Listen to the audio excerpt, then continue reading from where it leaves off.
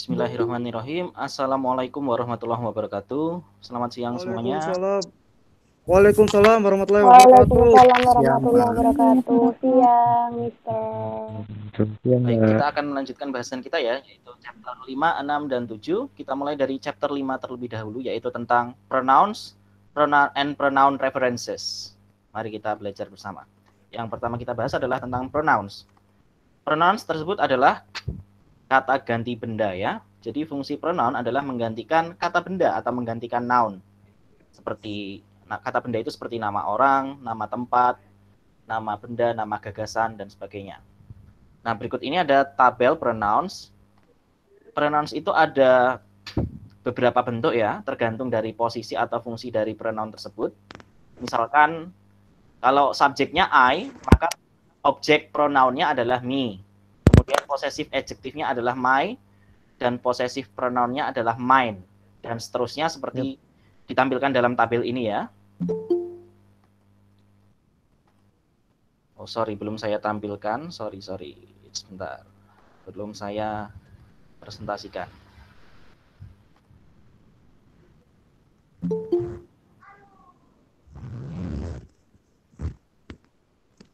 Sekarang sudah terlihatkah ini bukunya?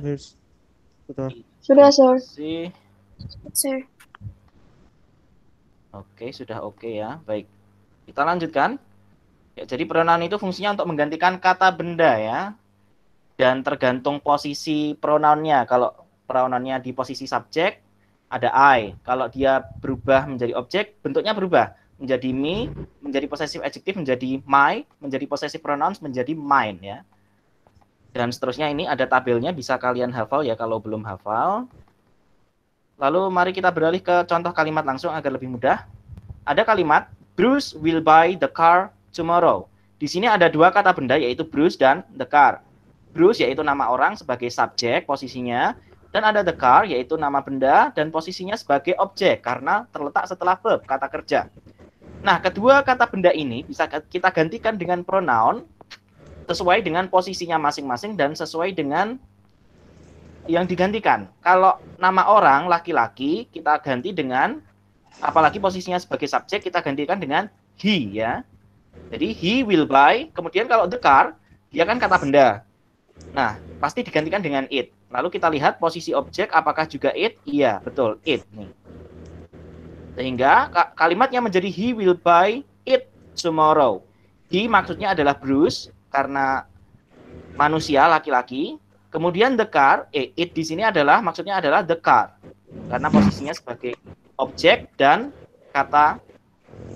nama kata benda ya, noun yang kata benda. Nah, sehingga kita dapat mengetahui bahwa fungsi pronoun itu sejatinya adalah menggantikan kata benda supaya tidak terjadi repetisi yang membosankan atau yang monoton ketika kita berbicara ataupun menulis teks. Oke, mari kita lanjutkan. There are two types of possessive. Ya, berbicara tentang possessive kan tadi kita sudah membahas pronoun yang sebagai subjek dan objek lewat kalimat Bruce will buy the car tomorrow. Nah, sekarang yang tersisa yang belum kita bahas adalah possessive adjective dan possessive pronoun. Apa bedanya? Possessive adjective must be followed by a noun. Nih, tabel yang column kolom yang ketiga. My, your, their, our, his, her, its. Itu harus diikuti oleh kata benda. Misalkan, my book, your car, her bike. Namun, jika possessive pronoun ya, cannot, tidak dapat, be followed, diikuti, tidak dapat diikuti oleh kata benda. Nih, yang paling kanan, kolom paling kanan. Yaitu mine, yours, theirs, ours, his, and hers. Mari kita lihat contoh kalimatnya. This book is mine. Buku ini adalah mine, milik saya. Ya. Berbeda dengan this is my book. Lalu ada lend me yours. Pinjamilah saya milikmu. Milikmu di sini, jika kita bandingkan dengan kalimat yang di kiri, maksudnya adalah mobilmu. Lalu contoh yang ketiga ada please bring hers. Tolong bawakan miliknya. Miliknya di sini maksudnya adalah her bike. Gitu ya bedanya ya.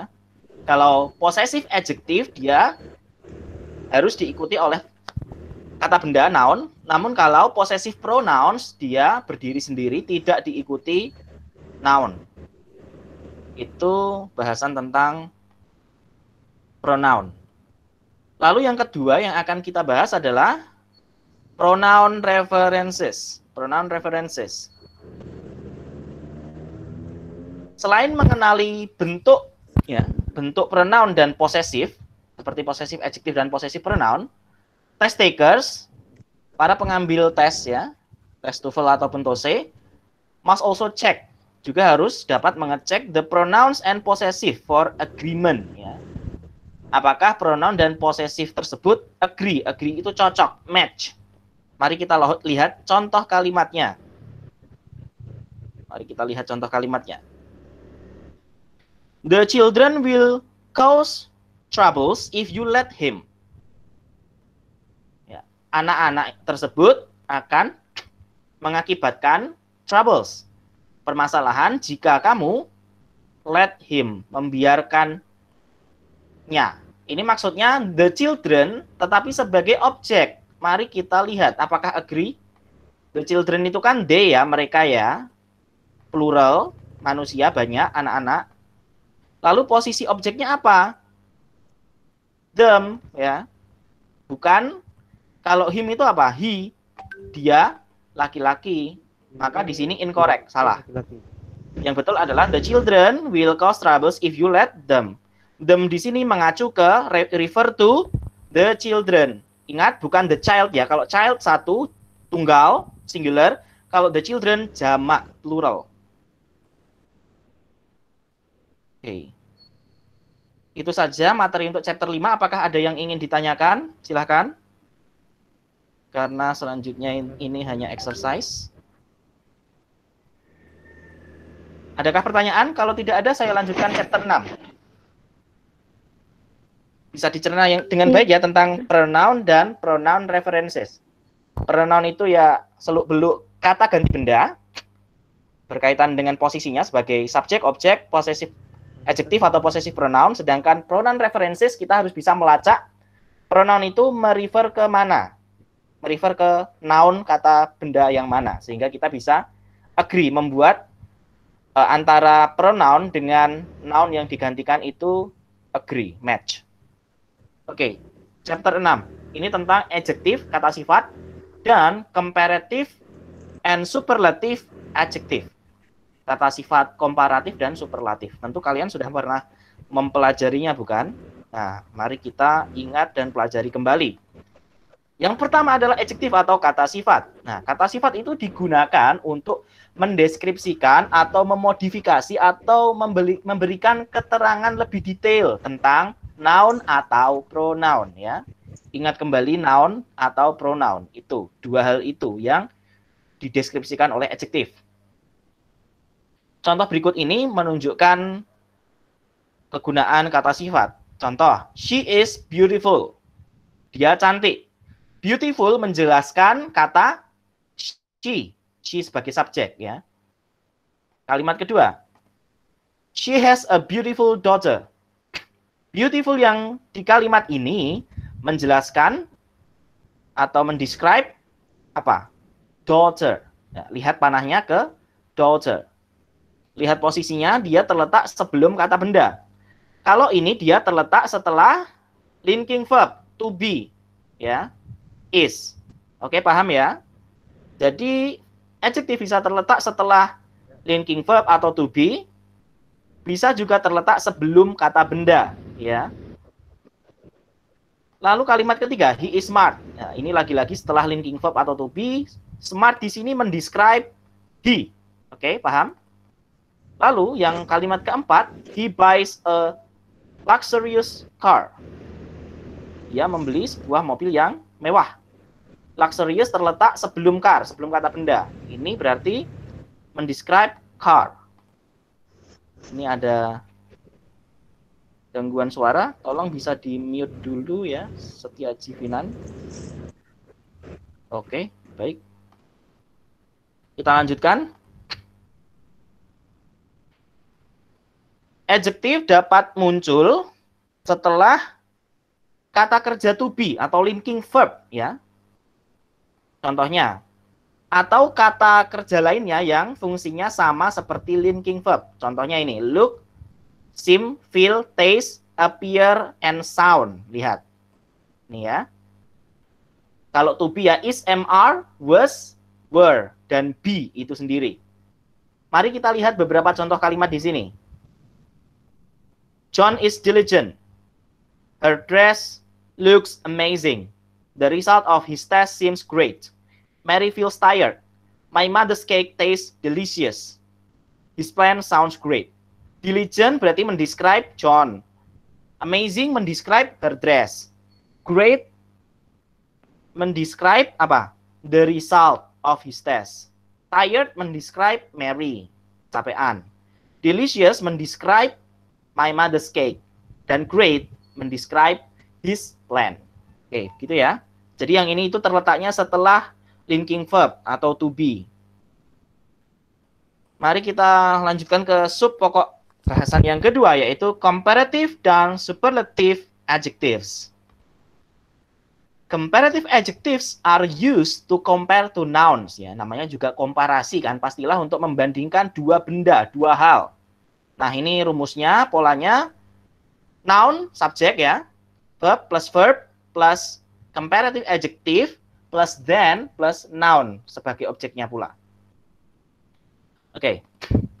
Kata sifat dengan satu suku kata atau dua suku kata yang berakhiran y, ya, berakhiran spelling y, ya, menggunakan ditambahi akhiran er, ya, in the comparative form. Contohnya, small menjadi smaller, long menjadi longer, pretty menjadi prettier, easy menjadi easier, fast menjadi faster. Contoh kalimatnya, my house is smaller than yours. Ya, ingat, adjektif yang terdiri dari 1 sampai 2 suku kata dan yang berakhiran spelling y, maka dia ditambahi er, ya, akhiran er di belakang kata. My house is smaller than yours. My bicycle is faster than hers. Subjek, kemudian verbnya to be linking verb biasanya menggunakan is, mr, atau menggunakan verb yang lain juga bisa ya. Lalu menggunakan comparative adjektifnya, yaitu ditambahi er tadi, smaller, faster, kemudian plus than, lalu plus objeknya. Oke, sebentar saya accept dulu yang baru masuk. Saya admit dulu, oke. Baik, kita lanjutkan. Lalu kata sifat lainnya yang terdiri dari 2 suku kata ataupun yang terdiri dari 3 suku kata atau lebih, maka menggunakan more dalam bentuk komparatifnya. Contoh, beautiful, more beautiful, comfortable, more comfortable, delicious, more delicious, dan expensive menjadi more expensive. Mari kita lihat contoh kalimatnya. Traveling by train is more comfortable than by bus. Ya. Bepergian dengan kereta lebih nyaman daripada dengan bus. My sister's car is more expensive than mine. Mobil saudara perempuan saya lebih mahal daripada mobil saya. Oke. Lalu selanjutnya yaitu tentang superlative. Superlative adjective is used when one thing is compared to a group of things. Jadi dalam superlatif adjektif itu yang dibandingkan minimal 3 hal. Di antara 3 itu ada satu yang paling, ya. Jadi bukan 2, tapi minimal 3, a group of things, ya, minimal 3 benda. Misalkan Anda punya saudara 2 dan Anda sendiri 1, berarti kan 3. Nah, itu bisa dibandingkan. Sentences with superlative form always use the, ya. Ingat, kalimat superlatif itu selalu menggunakan the sebelum superlatif adjektif. Ya. Kemudian kata sifat dengan satu suku kata atau 2 suku kata yang berakhiran spelling y itu menggunakan akhiran est dalam bentuk superlatifnya. Contoh, smart, smartest, short, shortest, great, greatest. Contoh kalimat, she is the smartest student in this class. Ingat penggunaan the, ya. Subject to be linking verb is the, lalu superlatif adjektifnya smartest student, ini noun, boleh ditambahin noun di sini. Boleh pakai noun di sini, boleh tidak, ya. Misalkan she is the smartest in this class, itu juga bisa, juga boleh. Kalimat kedua, Bob made. Nah, ini kata kerjanya bukan is-mr, tapi made. Ini juga bisa, ya. Jadi kata kerjanya tidak harus linking verb. Ya. Bob made the greatest achievement by becoming the champion of biology championship. Ya. Bob membuat pencapaian yang paling hebat, the greatest, dengan menjadi juara pada kejuaraan biologi. Lalu kata sifat lainnya yang terdiri dari 2 ataupun 3 suku kata atau lebih menggunakan atau diawali kata most di depan kata superlatif tersebut. Contoh, beautiful, the most beautiful, comfortable, the most comfortable, dan delicious, the most delicious, serta expensive dan menjadi the most expensive. Contoh kalimatnya adalah, this is the most delicious cake I have ever tasted. Ini adalah kue yang paling enak yang pernah saya rasakan. Kalimat kedua, John has just bought the most expensive car. Ya. John has just bought the most expensive car. Mobil yang paling mahal. There are some 2-syllable adjectives that can be used with er or more in the comparative form and with est or most in the superlative form. Jadi ada beberapa, ya, beberapa saja, tidak banyak. Beberapa kata sifat yang memiliki 2 suku kata yang dapat menggunakan both keduanya, yaitu bisa menggunakan er atau est dan juga bisa menggunakan more atau most di bentuk superlatif. Contohnya, handsome bisa menjadi handsomer atau more handsome. Keduanya benar. Kemudian menjadi the handsomest atau the most handsome. Kemudian ada kata narrow bisa menjadi narrower atau more narrow. Dan juga menjadi the narrowest atau the most narrow. Ini ada beberapa, cuma tidak banyak.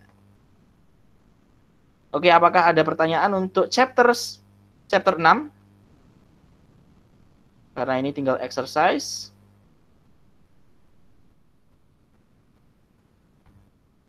Apakah ada pertanyaan untuk chapter 6? Chapter 6 tadi?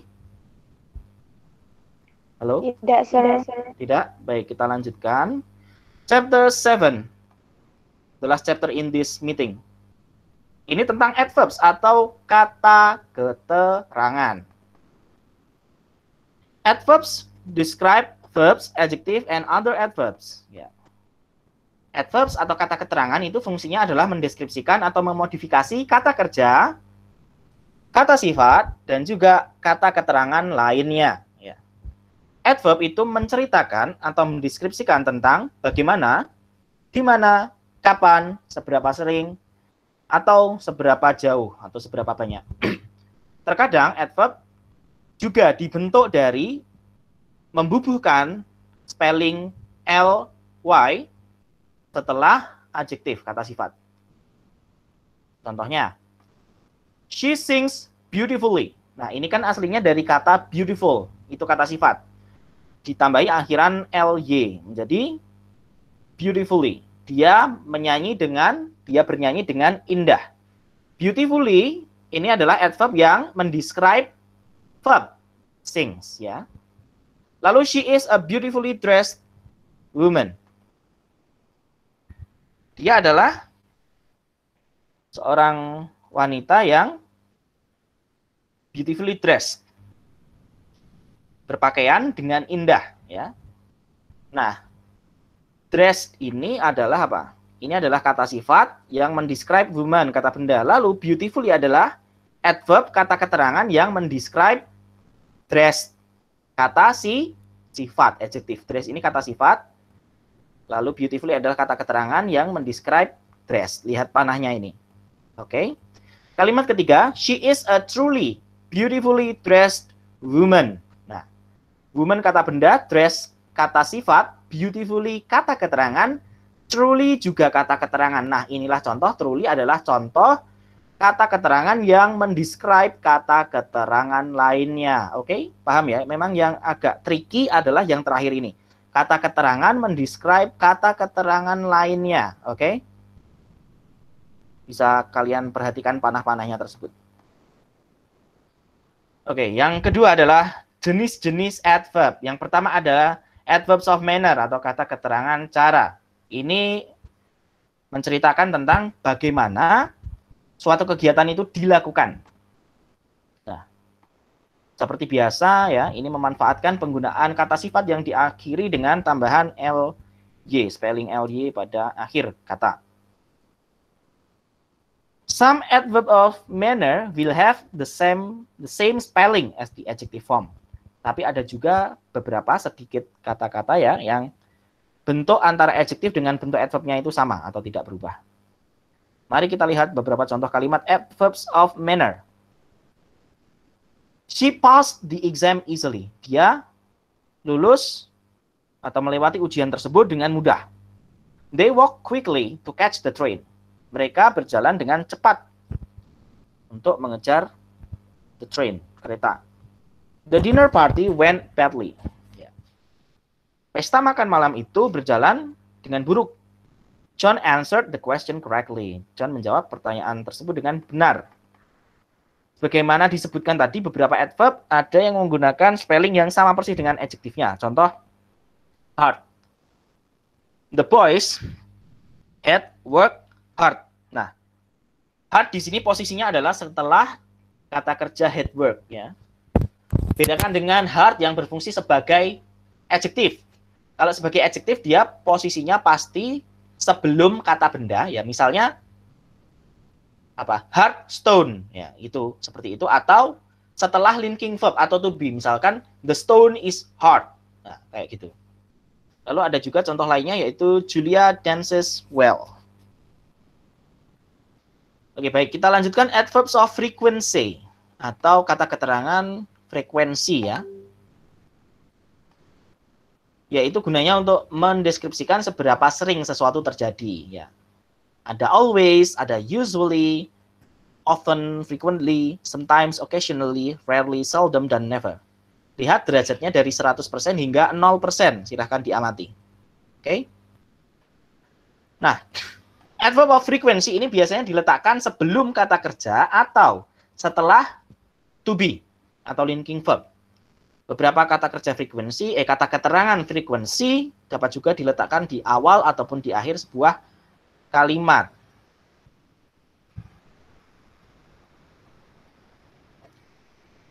Contoh, I usually walk to school.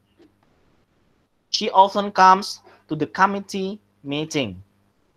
It is always cold at night. The weather is usually warm in May. Yang saya arsir itu adalah kata keterangannya atau adverbs-nya.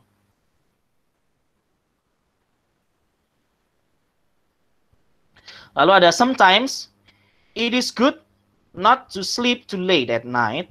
Dan yang terakhir, it is good not to sleep too late at night sometimes. Oke. Sementara rarely, seldom, and never belongs to negative adverbs of frequency. Sehingga karena negatif, maka kita tidak dapat menggunakannya dengan kata cannot. Ya. Contoh, I rarely come to visit my aunts. Nah, ini benar. Saya jarang mengunjungi my aunts, ibu saya. Tapi kalau kita menggunakan I do not rarely come to visit my aunt, itu salah. Karena rarely sendiri sudah berarti negatif, sehingga tidak bisa digunakan dengan negasi not. Ya, tidak lazim seperti itu. Yang ketiga yaitu adverbs of time, jenis yang ketiga. Kata keterangan waktu. Ini digunakan untuk mendeskripsikan kapan sesuatu hal terjadi. Berikut ini ada beberapa contoh ya, adverb of time. Dan biasanya adverb of time itu terletak ya, which are followed ya, diikuti. Kata keterangan waktu itu biasanya akan diikuti oleh klausa, frasa, kata benda atau gerund. Mari kita lihat satu persatu. Andrew saw a running thief while she was walking to school. Nah, ini diikuti klausa ya. Kata keterangan waktunya adalah while yang diikuti clause, klausa. She was walking to school. Lalu ada when. She visited the city park when her father brought her to Paris. Ini juga diikuti klausa. Lalu ada after. She always feels very tired after working a whole day long. Nah, ini diikuti oleh gerund, working a whole day long. Tapi juga phrase, karena ini working kemudian ada frasa, a whole day long, ini phrase. Lalu before sending the package, she checks it once more.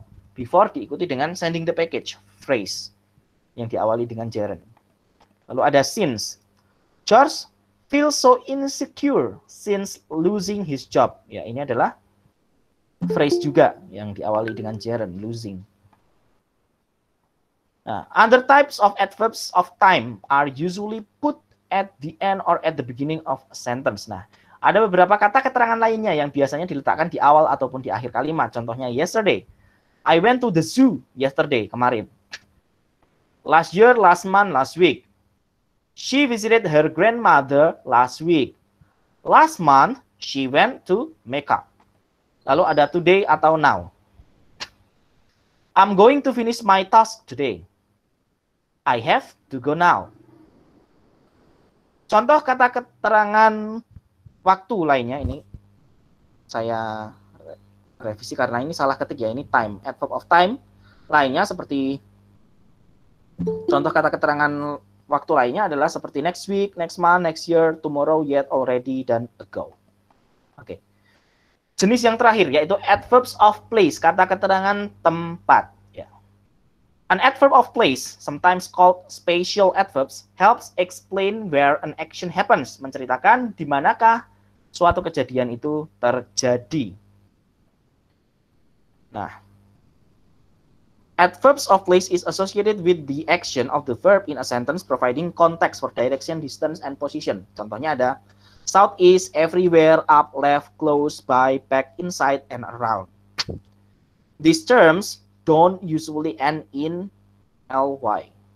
Tidak biasa kalau adverb of place itu tidak biasa berakhiran ly pada spellingnya. Contoh kalimat, New York is located north of Philadelphia. They traveled down the mountainside. First, I look here and then I look there, but I can't find them anywhere. Nah, ini there dan anywhere ini juga kata keterangan place, tempat, tapi lupa saya arsir. Lalu here comes the sun, there is love in the air, Charlie is sitting close to me, the treasure lies underneath the box. Ya. Biasanya kata keterangan tempat ini terletak sebelum noun. Ya, seperti north of Philadelphia, down the mountainside. Lalu bisa juga setelah kata kerja langsung sih, seperti ini. First, I look here. Ini kan setelah kata kerja langsung. I look there, dan I can't find them anywhere. Lalu, here comes the sun. Bisa juga di awal kalimat, seperti here comes the sun. There is love in the air. Ini di awal kalimat. Lalu tadi setelah kata kerja juga bisa. Lalu sebelum kata benda juga bisa. close to me. Ya, close to me itu sebelum object of preposition ya. To kan preposition, me ini object. Lalu underneath juga sebelum kata benda. Oke.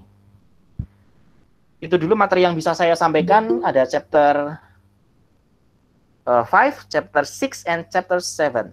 Yaitu tentang pronoun and pronoun references. Lalu ada adjective.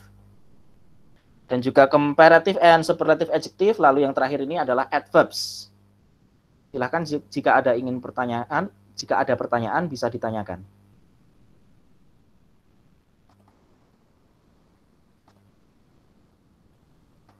Oke, presentasi saya sudah selesai. Silahkan jika ada yang ingin ditanyakan, saya berikan kesempatan mungkin 2 pertanyaan.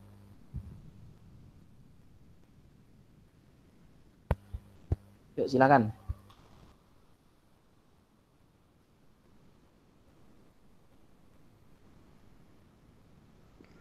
Belum ada, Sir. Yang lainnya?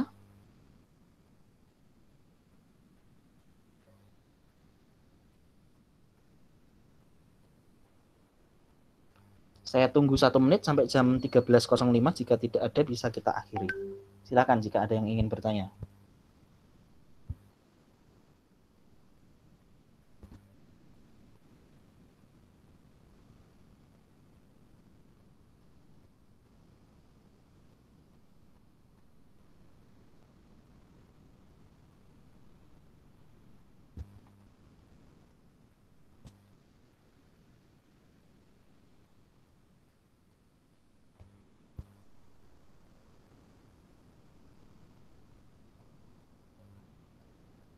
Gimana, apakah tidak ada pertanyaan semuanya? Tidak, Sir. Tidak, Sir. Terima kasih atas partisipasinya pada siang hari ini. Semoga kalian sehat semua dan tetap semangat belajar. Oke, terima kasih. Wassalamualaikum warahmatullahi wabarakatuh. Waalaikumsalam. Thank you very much, Sir. Thank you. Thank you, sir.